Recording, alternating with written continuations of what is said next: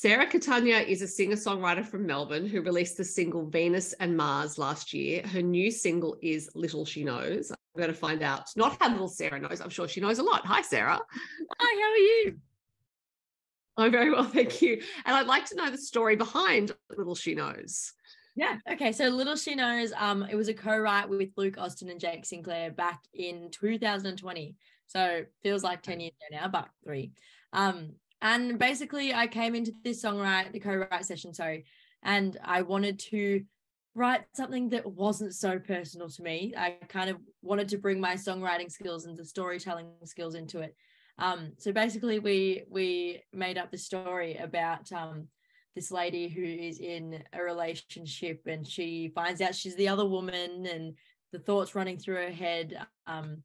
So it's a narrative, which is fun. It's always good kind of stepping into different characters and playing different roles when I'm performing my song. So yeah, right. Is it because I think in the past you've probably written from experience. So was it quite a gear change to think, all right, I'm just going to tell this entire made up story? Yeah, well, pretty much all of my writing is from experience, because that's obviously what comes naturally and what flows out of you.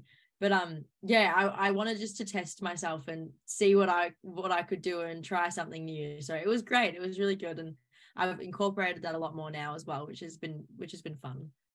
When you were writing the song, did you come up with like backstories for the characters or anything like that? Yeah, well, when we were writing certain parts, especially the bridge, because the lines, I've seen his phone car in your drive. So I was like, oh, I'm like this girl, like she's like done drive-bys of his house, and she's seen like the other lady's car in the driveway, and like she'll see his phone when he's in the shower, and she finds all the messages. We had this big story. I started getting annoyed for this little woman, and she just doesn't even exist.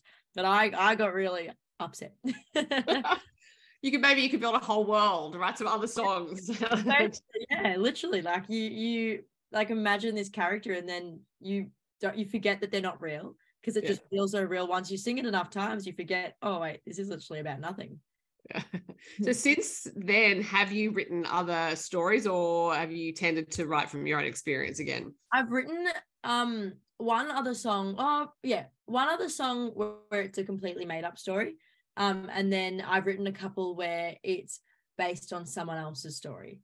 So right. I'm putting myself into someone else's shoes, but I've got the details and I know the background and stuff. So it's real, but not mine. If that makes sense. Yeah. Yes, it does. And am I right in thinking that Luke and Jake were your co-writers on Venus and Mars as well? No, Lyn Bowtell was my co-writer. Oh, why did I think I think maybe I have this memory of talking about Luke and Jake with you, but I've done I think maybe we've just spoken about how I've co-written with them in the past. I've done a lot with Luke as well, but this is the only one with Jake. But yeah. Right. So Venus and Mars with Lyn Bowtell, who is the director of the Country Music Academy, and you were at the Academy earlier this year. Yes, I was. It was so fun back in Jan. It was the best 2 weeks ever. Honestly, I made so many good friends and so many good connections. We wrote some bangers, which is so much fun. And we just got to jam with each other all the time and learn heaps, which is good. Sometimes you forget that it's good to hone your craft and to keep expanding on it. So that was really good. That was really eye-opening. Because it's the Academy pops up quite a lot with artists who I find have great songs, they're great performers. It is a common denominator, and I ask about it a lot because I'm trying to bring out the fact that the Academy has played this role in a lot of people's careers. And 2 weeks it's an intensive 2 weeks by the sound of it. You have a lot of mentors coming in, and you also have to apply. A lot of people don't realize that even though you are paying course fees to go, it's not just that anyone can get in. You actually have to be chosen to go. Yeah, there's the whole application process, and then they narrow it down because you need to make sure you're ready for the Academy, because you can go in and if you know nothing, it's so overwhelming. So you want to make sure you got a bit of a basis and you kind of are getting there with what you're doing, but there's just some things you need to fine tune. Right. Yeah. And did you feel you were ready because you thought, okay, I want to make the next step in my career, and I'm not quite sure how the Academy might help me, or it was just like as a songwriter, as an artist, you thought I'm at this level of maturity now? I just think like I've gotten to the point now that because I was going to go to the Junior Academy when I was younger, but I kept saying I'm like, no, I'm not ready, and I actually wasn't. So it's good that I knew that, but it would have been a good stepping stone because it would have made me realize I wasn't ready and what I needed to do. Right. But I think I'd been gigging last year. I feel quite esteemed in my songwriting now, and I know what I'm doing. I'd released my first single, so that was good. I think it was like a good foundation for me. But you don't really need that foundation. You just have to know that it's what you want to do, and even if you've just been working on it behind the scenes, that's really enough. Just really having that commitment and that determination. But yeah, the Academy is so awesome, and it's just the things you get out of it. It just helps you take that next step and really highlights the things. Even if you didn't know there were things you needed to work on, it really highlights what you could be working on and what could take you to that next level. Yeah, right. Is it confronting when you find out some of the things you could be working on? Like you might think, oh, yeah, I was sure I was fine with that, but now I'm not. I think I'm very self-aware of what I'm horrible at. I know what I'm not good at.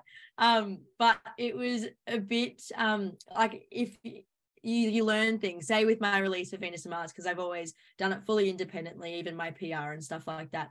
And we learned heaps about PR and business management and stuff at the Academy. And the only thing that it's kind of intimidating is I was sitting there thinking, God, I should have done that. I should have done that. I should have done that. And it's good though, because now I can do it lead like in the future and like from now onwards. But yeah, just there's, oh my God, you don't realize how much there is that you could know.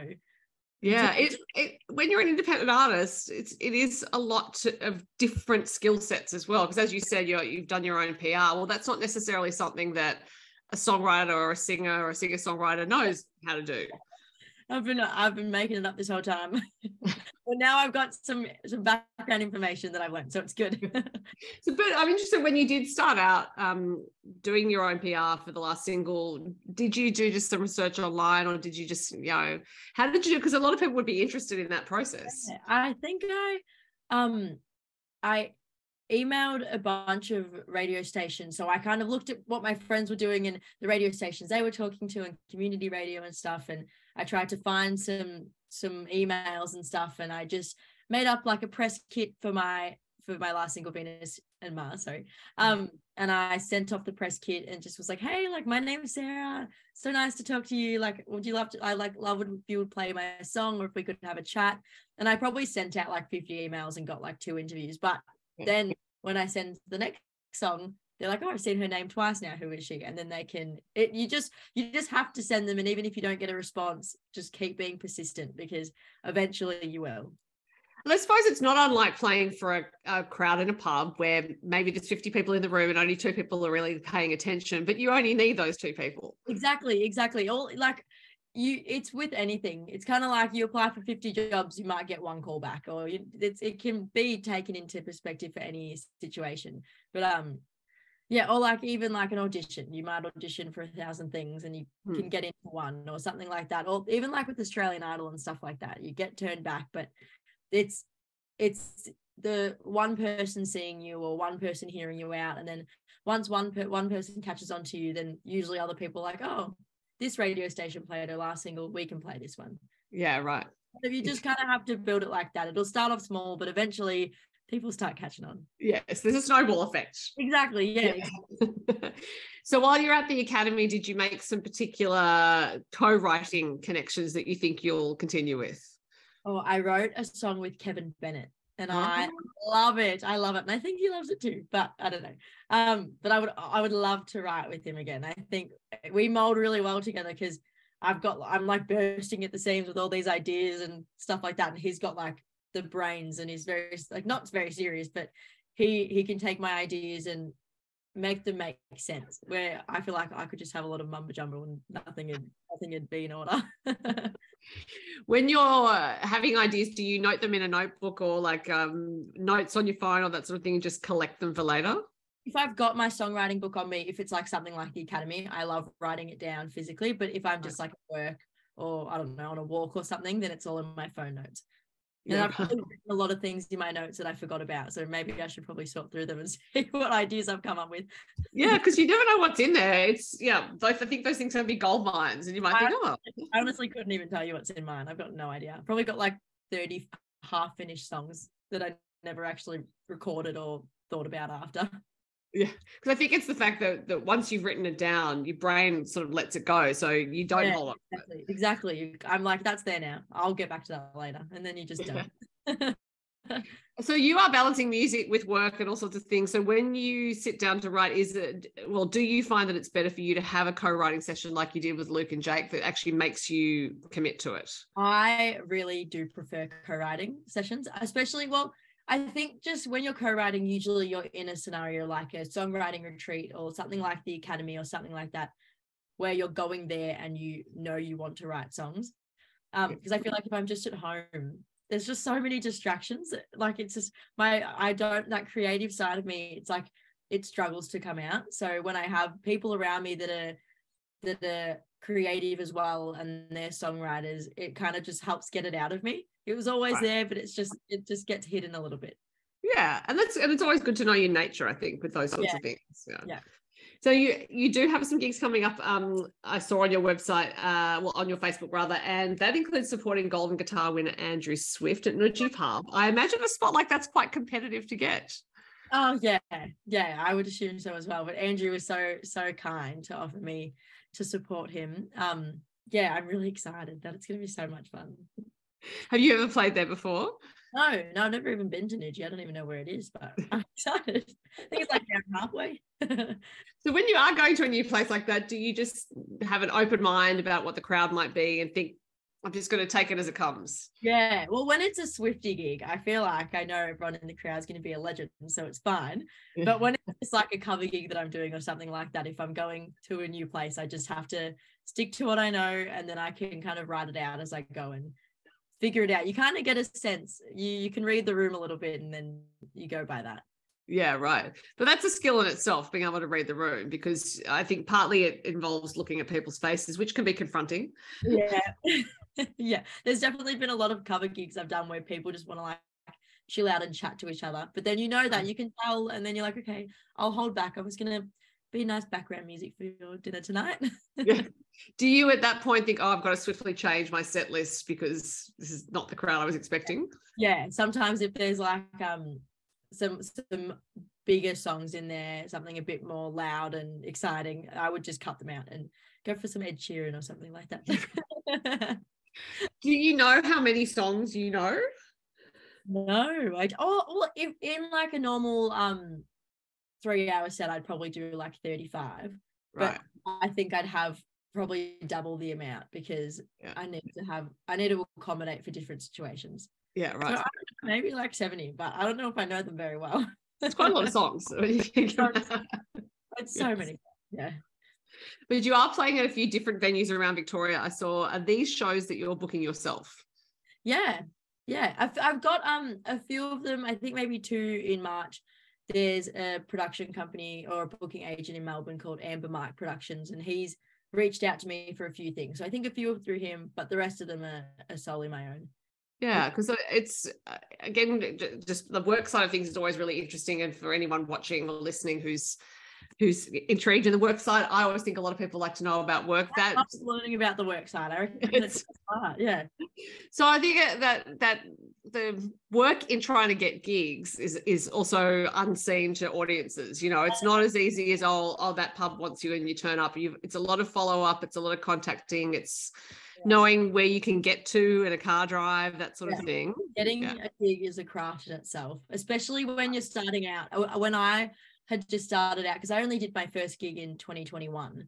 So in 2022, I was like, this is what I want to do. I need to get hustling. But when you haven't played much before because you don't have any experience, people just don't care. But then you get lucky. A few venues will pick you up. You just have to really email, and you go in and you're like, hey, I sing. It's nice to meet you. Let me play next week. And then the more you do, more just kind of reach out. And this year especially, I think last year I had to work a little harder for them, but this year they've kind of just flowed in, and I haven't actually really reached out, which has been really relaxing.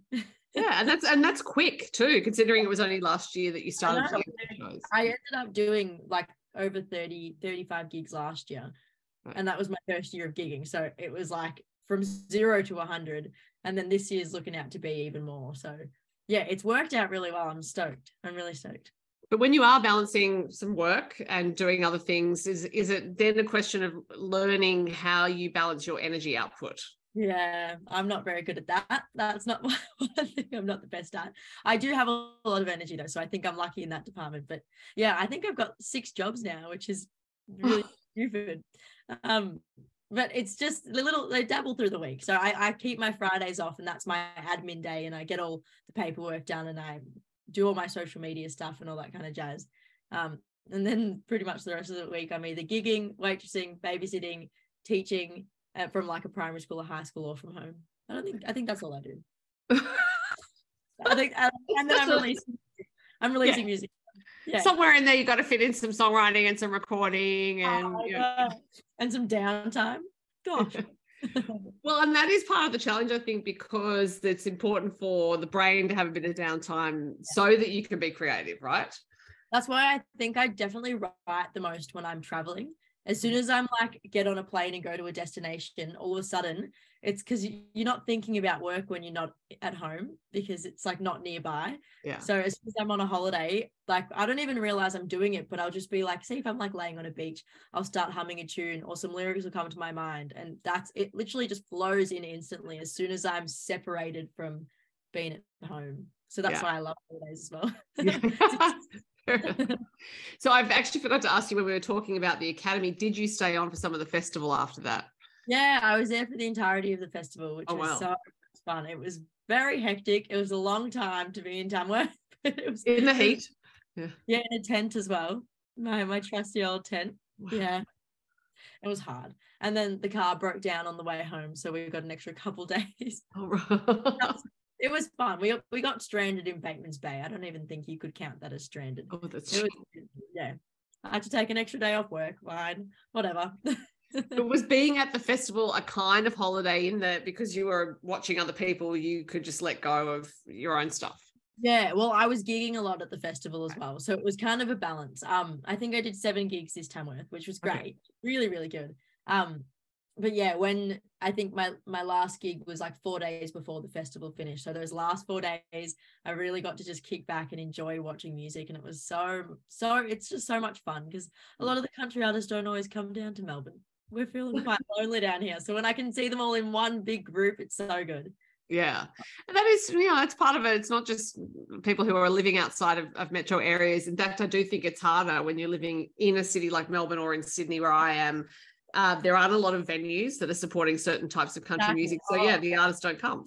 Yeah, exactly. And it makes more sense. Rural towns kind of want them and probably need them more. And that's why Nuji, I've never even heard of it, but I'm playing there with Andrew Swift. So when you're looking at the rest of this year, are you thinking you're going to carve out some time for more writing and recording, or is it more a reactive thing of, oh, if I get the time, I'll do that? No, I've definitely, that'd be my priority. My music is my priority. So if I've got to take some time off work, so be it.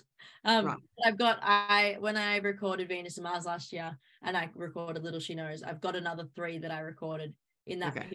So I've got some backed up, ready to go, but I want to make sure I keep writing, and I've got some new ones to record as well. So there's heaps to do, and I'm really excited to keep doing it. I guess part of the work of managing yourself is figuring out the release schedule for those things and how far apart they should be. Yeah, I didn't even think of that when I started releasing. Then I was like, oh, that's probably like a bit of a strategy to this. And you got to work it out, because you just get excited. So I just wanted to release all of them, but you can't do that. You've got to be smart. You've got to give time in between so people can like just indulge in it. Yeah. But you learn that. It's definitely a strategy in itself. Well, it is, but again, not something that anyone's there to teach you, really. It's not like there's a course in, hey, here's how to be an independent country music artist. The Academy does very well. Yeah, I was going to say there is a course. Excuse me, say there's not a course. There is a course, but not everyone can go to it. Exactly. Yeah, it's a lot of it's you do it and you learn as you go, and you'll stuff up here and there, and then the next time you release, you'll regret not doing things beforehand that you could have done. But that's just life. You live and you learn, and you just keep going, and then the next release you'll do more than you could have ever thought of. So it works well. Well, you certainly seem to have the passion for it and the energy for it. So I imagine, yes, those next 3 songs will come out and you'll just keep building and building, which is exciting. Yeah, I'm very excited. I just want to get the next one out now, but I can't. It's only been a week. Oh, that's true. Your single is just out. So no, we'll wait a bit longer. But in the meantime, people can listen to Little She Knows and to Venus and Mars. And Sarah, it's been great to catch up with you. Thank you, you too. So nice to chat. Bye. Bye.